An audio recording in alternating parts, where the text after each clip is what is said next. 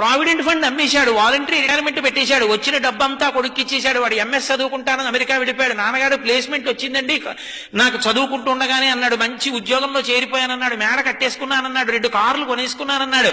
ఒరే ఒక్కసారి రారా అంటే మాత్రం నాన్నగారండి ఇప్పుడు సెలవు కుదరదండి, నేను వస్తానండి, స్కైప్ లో చూడండి నన్ను కావాలంటే అన్నాడు. ఎప్పుడో వస్తాడు వాడు, ఉన్నదంతా వాడికి ఇచ్చాడు. ఒరే నాకు ఇస్తావా అని అడుగుతాడా తండ్రి?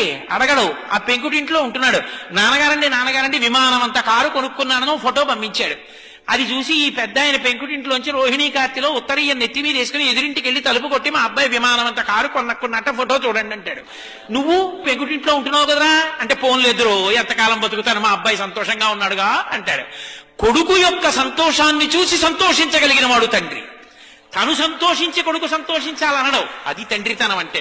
తండ్రి కష్టపడి పెంచి పెద్ద చేసినంత కాలం తండ్రి దగ్గర అనుభవించి ఆఖరణ తండ్రిని తీసుకెళ్లి వృద్ధాశ్రమంలో చేర్చి పెద్దవాడైపోయినటువంటి తండ్రి కొడుకు వచ్చి పక్కన కూర్చుంటే చాలు, కొడుకుతో కలిసి తిరుగుతున్న తండ్రిని చూసి నా మనవలు కూడా నాతో ఇలా ఆడుకుంటే బావుణ్ణు, నా కొడుకు కూడా ఇలా పడుకునే ముందు నా పక్క మీద కూర్చుంటే బావుణ్ణు, నన్ను చేయి పట్టుకుని దేవాలయానికి తీసుకెడితే బావుణ్ణు, సీతారామ కళ్యాణం అవుతుంటే నాన్నగారండి తీసుకెళ్లి కారులో దింపితే బావుండంటే, ఖాళీ లేదని ఏడాదికోసారి జైల్లోంచి బెయిల్ మీద వచ్చిన వాళ్ళ ఎప్పుడో అమెరికా నుంచి సంవత్సరానికి ఓసారి 20 రోజులు వచ్చి వెళ్ళిపోయి పిల్లలకి ఇంగ్లీష్ అలవాటు అయిపోతే నాయనమ్మ వాడికో జంతికలు చేసి పెడదామని వాడితో మాట్లాడదామని దగ్గరికి వెడితే మనవలు ఇంగ్లీష్లో మాట్లాడుతుంటే మాట్లాడడం చేత కాని నాన్నమ్మ మౌనంగా వాళ్ళ కోసం ఏడుస్తుంటే, తండ్రి చచ్చిపోయిన తర్వాత పాచి పీనుగు 3 రోజులు మంచు ముక్కల్లో నానిపోయిన తర్వాత వచ్చి అంచేష్టి సంస్కారం చేసిన కొడుకు ఒక కొడుక,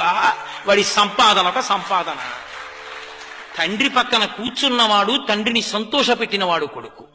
విదేశాలు వెళ్ళొద్దంటలేదు, ఉద్యోగాలు చెయ్యొద్దంటలేదు, కానీ తల్లిదండ్రులు పెద్దవాళ్ళు అయిపోయిన తర్వాత వాళ్ళ సంతోషాన్ని తీర్చడం కూడా కొడుకుల కర్తవ్యం. కొడుకు లాంటి వాళ్ళు చాలా మంది ఉండొచ్చు, కూతురు లాంటి వాళ్ళు చాలా మంది ఉండొచ్చు, కానీ కన్న కడుపున పుట్టిన కొడుకు కొడుకి. వాడికి ఆ కర్తవ్యం లేనప్పుడు వాడికన్నా ఇంట పెరుగుతున్న పెంపుడు కుక్క మీద.